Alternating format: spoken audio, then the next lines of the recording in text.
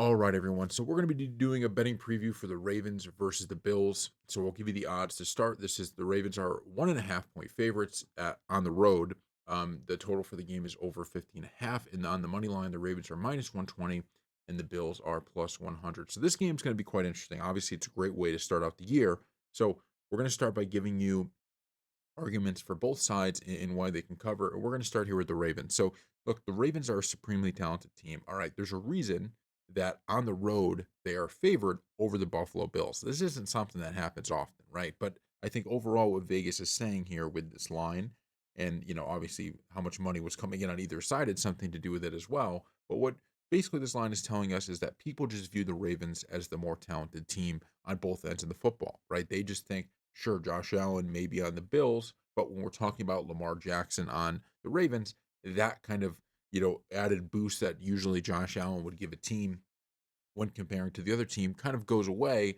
And then the Ravens just seem to have more talent. And that doesn't mean that the Bills don't have talent and they can't have guys like Keon Coleman and Shakir and Dalton Kincaid, and have these guys really go off. Not saying that, but on paper, I think people think the Ravens have that more talented roster. And I will say that, in my opinion, if the Bills win this game, I think it's going to be very close. If the Ravens win this game, it may be a blowout, right? I could see this becoming a major issue because look, Lamar Jackson, his ability to keep plays alive with his legs, their ability to run the ball with Derrick Henry, and you look at someone like Zay Flowers who can get those big yardage catches, right? He can make those big plays.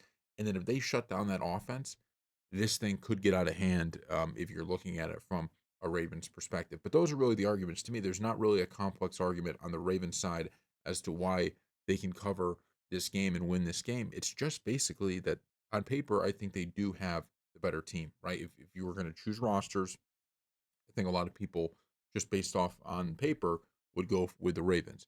Now let's do the flip side here, right? And let's argue for why the Bills can cover. First off, getting the Bills as an underdog at home, I think, is something you're not going to see too often. And so I'm jumping at the opportunity to do this. And we'll give our pick at the end. But, you know, uh, I just think it's one of those things where, and anybody who, bets on sports knows this, it's one of those kind of gut feelings from my perspective of you have Josh Allen, you did get that deal done with James Cook, so you have him back.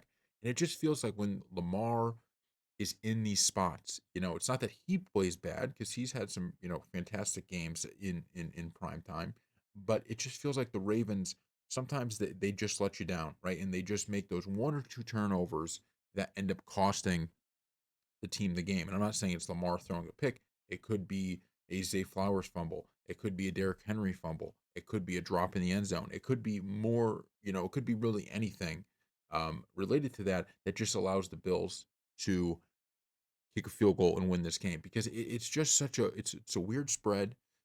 It's a game that if the defense can't stop Josh Allen and he can really get going, and you have James Cook in the backfield helping out too, if this Ravens defense can't slow down, Josh Allen and company, and I think that's when it gets really tough, right? In those games where the Ravens have to play perfect football on the offensive end, they just don't seem to. Meaning the Ravens, they could blow out a team by 30 points, no problem, right? They can come in and they can blow out a team by 30 points. It's those games when it's close that sometimes you just see a mistake here or there. And look, Josh Allen has certainly turned the ball over, but if you look at last year, the Bills did a great job of not turning the football over. They just did. And so, to me, if I'm making an argument as to why I think the Bills could win, it's because there is a world, regardless of the rosters, where you go, I kind of trust that team a little bit more in these tight spots. I think it is completely on the board that the Ravens win this game by a significant margin just because it's one of those games, not because I think they're that much better than the Bills, but that's just what happens with the Ravens. When they get rolling, they just seem to roll. And if the Bills offense can't do much, it's going to be tough for the Bills defense to just be like, yeah, we're going to hold this team to very little points.